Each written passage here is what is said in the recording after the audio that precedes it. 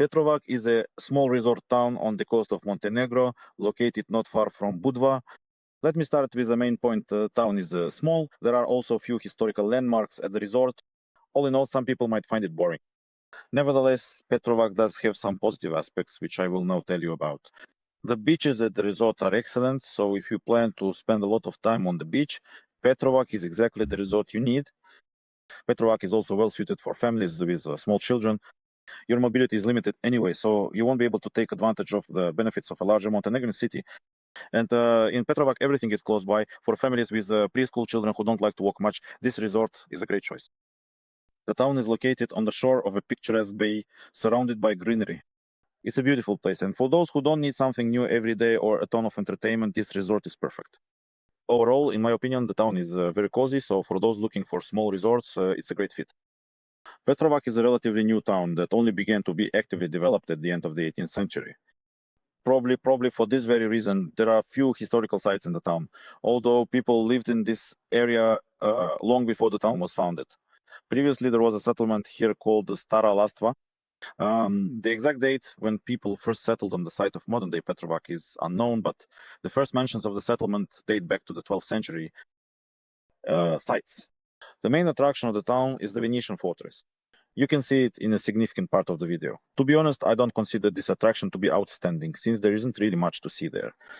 But nevertheless, if you visit Petrovac, you will definitely see this attraction. If only because it's located right next to the beach, so you basically don't have to go anywhere. And besides, the most famous restaurant in town is located here. I'm sure you'll want to sit there. Besides the fortress, you can also revisit the Gradište Monastery complex. You can also take a boat to the islands of St. Resurrection and Katik.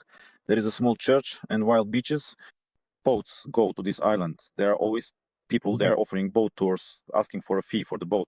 Just literally 2 days ago, we were there, and they were asking for 15 euros. There were 5 of us, so basically it was 3 euros per person, which is quite affordable. The beaches in Petrovac, as I mentioned earlier, the beaches in Petrovac are really great. They are in no way inferior to the beaches at other popular resorts in Montenegro. The beaches are equipped with everything you need. At this point, it's appropriate to pause and emphasize that beaches within city limits, not only in Petrovac but throughout Montenegro, are leased out. Usually, the lessee is some cafe, which sets up the beaches and makes sure they are kept clean. That is, they clean up every day, level the sand or pebbles, depending on the type of beach. Overall, this arrangement is good for the lessees who earn money, for the tourists, and for the city administration, which doesn't have to do anything themselves. Now let's talk about what kinds of beaches there are in Petrovac. Most people swim at the city beach, which you can see in the video. It is located right in the city. This beach is about 2 kilometers long. The beach is equipped with everything you need. As I already mentioned, this is the standard for all city beaches. That is, there are showers, toilets, lounges, umbrellas, and restaurants and cafes nearby. You can also see how the beach is equipped in the video. Not far from the CI, from the city, there is a small beach called Lucis. It is about 200 meters long. This beach is more beautiful than the city beach, and it is very popular with parents and children. But if you prefer a lack of service, you can visit the wild beach, Buljarica. The beach is very beautiful, the scenery is amazing, but you won't find any lounges, changing cabins, or any signs of civilization there. And finally, one last thing to mention, the climate in Petrovac is Mediterranean and is not much different from the climate at other resorts on the Budva Riviera. I've talked about them many times already, and I've discussed the climate as well, so I don't think there's any need to repeat myself. So that's all from me, friends. Thank you all for your attention, and goodbye.